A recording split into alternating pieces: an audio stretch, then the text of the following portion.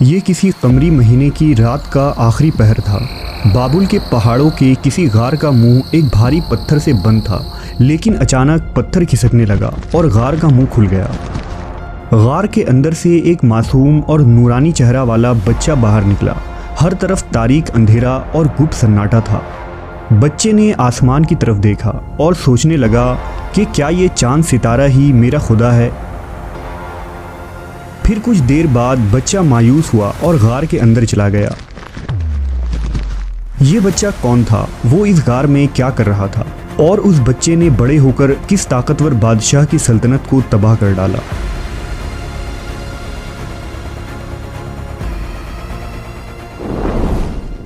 اللہ نے اپنے بندوں کی ہدایت اور خدائی دعوے داروں کے ظلم سے انسانیت کو نجات دلانے کے لیے ہر دور میں پیغمبروں کو مبعوث کیا تھا۔ یہ انبیاء اکرام نہ صرف اللہ کے پیغام کو بندوں تک پہنچانے والے تھے، بلکہ ظالم حکمرانوں کے خلاف مظلوم کے لیے مسیحا بھی تھے، جنہوں نے طاغوت کے خلاف بغاوت کی اور لوگوں کو بندوں کی غلامی سے نجات دلا کر اللہ کی غلامی میں لایا۔ انہی نبیوں میں ایک برگزیدہ نبی حضرت ابراہیم علیہ السلام ہیں، جنہیں ایک ظالم و جابر اور خدائی کا دعویٰ کرنے والا بادشاہ کی سلطنت کو نیست و نابود کرنے کے لیے بھیجا گیا تھا۔ دراصل نمرود قدیم بابل کا ایک طاقتور بادشاہ تھا جو نوح علیہ السلام کا پوتا کوش بن سام کی اولادوں میں سے تھا۔ نمرود نے طوفان نوح کے بعد اس زمین پر پہلی مرتبہ باقاعدہ طور پر ایک منظم حکومت قائم کی تھی۔ نمرود کی سلطنت مشرق سے مغرب تک پھیلی ایک وسیع سلطنت تھی اور اس نے 400 سالوں کے ایک لمبے وقت تک حکومت کی۔ نمرود کی حکومت میں بت پرستی عام تھی۔ وہ خود مشرک تھا اور وہ خود کو خدا کہلواتا اور لوگوں سے اپنی پرستش کرواتا تھا۔ نمرود کا محل مختلف قیمتی پتھروں کے بنائے ہوئے قیمتی بتوں سے بھری ہوئی تھی اور اس کی ریاست کا ہر فرد شرک و بت پرستی میں مبتلا تھا۔ بابل کی تمدنی اور مذہبی حالات بہت خراب تھے۔ لوگ سود خوری میں مبتلا تھے۔ ہر شہر اور قصبے میں باطل دیوتاؤں کا ایک بڑا بت رکھا ہوتا تھا، جہاں ہر وقت نئی عورت آ کر ٹھہرتی اور اپنے آپ کو دیوتاؤں کے آگے وقف کر دیتی تھی۔ بت پرستی، ستارہ پرستی، چاند اور سورج پرستی بھی یہاں عام تھا۔ لوگوں کی جہالت کا فائدہ اٹھاتے ہوئے نمرود بھی اپنے آپ کو خدا کہلواتا تھا۔ جب نمرود کی سرکشی اور ظلم و ستم بہت زیادہ بڑھ گئی تو اللہ نے نمرود کی پکڑ کرنے کا فیصلہ کیا۔ توریت کے نسخوں کے مطابق یہ 2160 قبل از مسیح کا دور تھا۔ ایک تاریک اور خوفناک رات تھی اور نمرود اپنے محل کے بہترین کمرے میں گہری نیند میں مبتلا تھا۔ نمرود نے اس رات ایک عجیب و غریب خواب دیکھا کہ آسمان پر ایک بڑا روشن اور خوبصورت ستارہ نمودار ہوا ہے، جس کی روشنی اتنی تیز ہے کہ اس نے آسمان پر چمکتے چاند اور لاکھوں ستاروں کی روشنی کو ماند کر دیا۔ نمرود اچانک بیدار ہو گیا اور اپنے اس خواب سے وہ بہت پریشان ہوا۔ چنانچہ اگلی صبح اس نے شہر کے تمام بڑے بڑے کاہنوں اور نجومیوں کو اپنے دربار میں بلایا۔ کاہنوں نے دیکھا کہ نمرود بہت پریشان ہے تو انہوں نے اس سے اس کی وجہ دریافت کی۔ نمرود نے کہا کہ اے نجومیوں، آج رات میں نے خواب دیکھا ہے کہ ایک چمکدار ستارہ طلوع ہوا جس سے چاند اور تمام ستاروں کی روشنی ماند پڑ گئی۔ اس خواب نے مجھے بہت پریشان کر دیا ہے اور مجھے ایسا لگتا ہے کہ اس خواب میں کوئی اشارہ موجود ہے، لہذا تمام نجومی سر جوڑ کر اپنے علم و عادات سے اس خواب کی تعبیر نکالنے میں لگ گئے۔ کچھ دیر بعد ان میں جو سب سے بڑا نجومی تھا اس نے نمرود سے کہا، اے بادشاہ، ان قریب تمہاری سلطنت میں ایک ایسا بچہ پیدا ہونے والا ہے جو تیری عظیم بادشاہت کے زوال کا سبب بنے گا۔ وہ تیری سلطنت کو تباہ کر دے گا اور ہمارے خداؤں کے مقابلے میں ایک خدا اور اس کے دین کا پرچار کرے گا۔ بہت تیزی سے یہ خطرہ تیری جانب بڑھ رہا ہے۔ نجومی کی بات سن کر نمرود نے دوسرے نجومیوں کی طرف دیکھا تو دوسروں نے بھی اس نجومی کی بات کو درست تسلیم کیا۔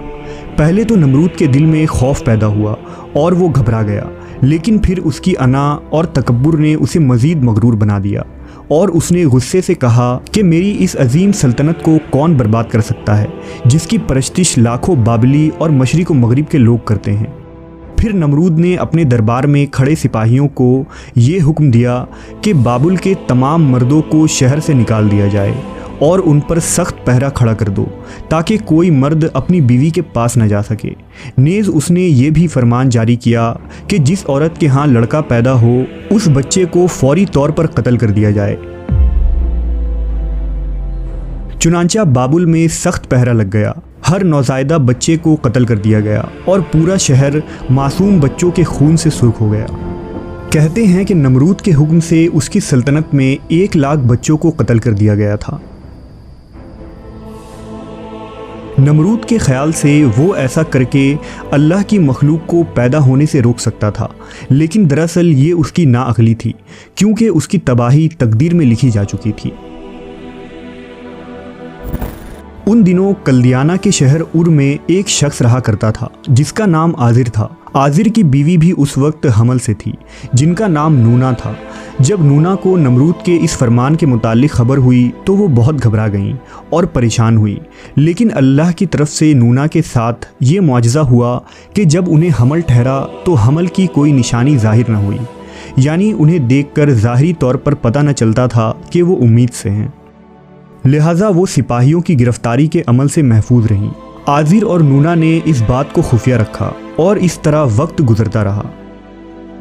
آزر نے شہر بابل کے وادیوں میں ایک پہاڑ کے درمیان ایک غار کی تلاش کی اور اپنی بیوی نونا کو خفیہ طریقے سے رات کے اندھیرے میں اس غار میں پہنچا دیا۔ آزر چھپ چھپا کر روز اس غار میں نونا کے لیے کھانا اور توشہ لے کر آتا اور اس طرح حمل کا وقت قریب آ گیا۔ نونا نے اسی غار میں ایک رات اس بچے کو جنم دیا جن کا نام انہوں نے ابراہیم رکھا۔ نونا نے ابراہیم علیہ السلام کو غار کے اندر لٹا دیا اور ہاتھ بلند کر کے اللہ سے دعا کی کہ اے اللہ، میں اپنے اس جگر کے ٹکڑے کو اس غار میں چھوڑ کر جا رہی ہوں، تو ہی اس کی حفاظت کرنا، اب یہ بچہ تیرے امان میں ہے۔ پھر انہوں نے بچے کا بوسہ لیا اور غار کے منہ کو پتھر سے بند کر کے شہر کی جانب چل پڑی۔ یہودیوں کی کتاب تلمود میں یہ قصہ بھی ملتا ہے کہ ابراہیم علیہ السلام کی پیدائش کے روز نمرود کے ان نجومیوں نے آسمان پر ایک علامت دیکھی تھی، یعنی چمکدار ستارہ اور چاند کا ماند پڑ جانا۔ بہرحال جب دوسرے دن نونا اپنے بچے کو دیکھنے اس غار میں آئی تو دیکھا کہ بچہ انگوٹھا چوس رہا ہے۔ اس بچے کے انگوٹھوں سے دودھ جاری تھی۔ یہ اللہ کی قدرت تھی کہ ابراہیم علیہ السلام کو غذا فراہم ہو۔ اس طرح فرشتے ابراہیم علیہ السلام کے لیے خوراک اور غذا کا انتظام کر دیا کرتے، جس سے ابراہیم علیہ السلام روز اتنا بڑھتے جتنا ایک عام بچہ 1 مہینے میں بڑھتا ہے۔ آپ کی والدہ آپ کو دیکھنے روز غار میں آیا کرتیں اور یوں حضرت ابراہیم 1.5 سال کے ہو گئے۔ آپ 1.5 سال کی عمر میں ہی باقی بچوں کی نسبت جسمانی اعتبار سے تندرست اور مضبوط ہو چکے تھے اور باتیں بھی کیا کرتے تھے۔ حضرت ابراہیم 7 سال اسی غار میں رہے۔ آپ علیہ السلام کی والدہ ایک نیک سیرت خاتون تھیں اور وہ واحد خدا پر یقین رکھتی تھیں، لہٰذا آپ کی والدہ آپ کو نیک عادات و اخلاق سکھاتی، گزرے ہوئے پیغمبروں کے واقعات بتاتی۔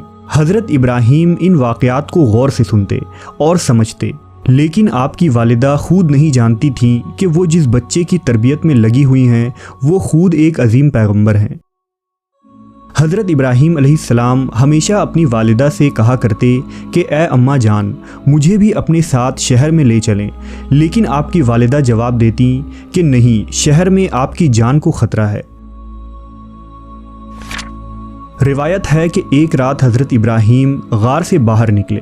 غار سے نکلتے ہی آپ کی نظر تاریک بیابانوں اور کھلے آسمان پر پڑی جس میں چاند ستارے جگمگا رہے تھے۔ ابراہیم علیہ السلام نے اپنی زندگی میں پہلی مرتبہ اس حسین دنیا کو دیکھا تھا۔ آپ کو یہ زمین و آسمان نہایت ہی عظیم اور بے مثال لگی۔ آپ علیہ السلام کو آسمان پر ایک چمکدار ستارہ نظر آیا۔ یہ مشتری ستارہ تھا۔ آپ نے فرمایا، کیا یہ ستارہ میرا رب ہے؟ لیکن تھوڑی دیر بعد وہ ستارہ غائب ہو گیا تو آپ نے فرمایا، میں ایسے رب کو پسند نہیں کرتا جو غائب ہو جاتا ہے۔ پھر قمری مہینے کے آخری ایام میں آپ علیہ السلام ایک رات غار سے باہر نکلے تو آسمان پر چاند کو چمکتے دیکھا۔ فرمایا، کیا یہ میرا رب ہے؟ لیکن چاند بھی کچھ دیر بعد بادلوں میں چھپ گیا تو آپ نے فرمایا، یہ میرا رب نہیں ہو سکتا۔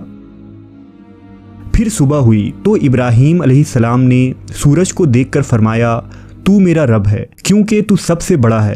لیکن جب شام ہوئی تو سورج بھی غروب ہو گیا۔ تب اللہ نے ابراہیم علیہ السلام سے کلام کیا اور ارشاد باری تعالیٰ ہوا کہ میں تمہارا رب ہوں، مجھ پر ایمان لاؤ۔ لہٰذا آپ نے رب العالمین کے سامنے سر تسلیم خم کیا۔ بہرحال ابراہیم علیہ السلام ایک روز اپنی والدہ کے ساتھ بابل آ گئے، جہاں آپ نے توحید کے پیغام کو لوگوں میں عام کرنا شروع کر دیا۔ اس کا نتیجہ یہ ہوا کہ نمرود آپ کے جان کا دشمن بن بیٹھا۔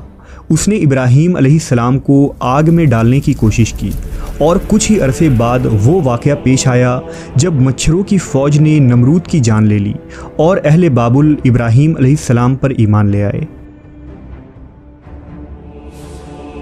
ہم نے دیکھا کہ خدائی کا جھوٹا دعوے دار اور تکبر و انا میں مبتلا بادشاہ نمرود نے بے شمار معصوم بچوں کے قتل عام کے بعد یہ سوچ لیا کہ اب وہ موت اور اپنی بربادی سے فرار اختیار کر چکا ہے۔ لیکن اللہ نے اس مشکل حالات میں بھی ابراہیم علیہ السلام کو بچا لیا، اور خداوند کی مدد سے نہ صرف آپ بے یار و مددگار ایک سنسان غار میں پرورش پاتے رہے، بلکہ جوان ہو کر اس متکبر بادشاہ کی سلطنت کو تباہ کر دیا۔ بے شک اللہ جسے بچانا چاہے تو دنیا کی بڑی سے بڑی طاقت اسے مٹا نہیں سکتی، اور تقدیر الہی کے فیصلے لاکھ کوششوں کے باوجود ٹالے نہیں جا سکتے۔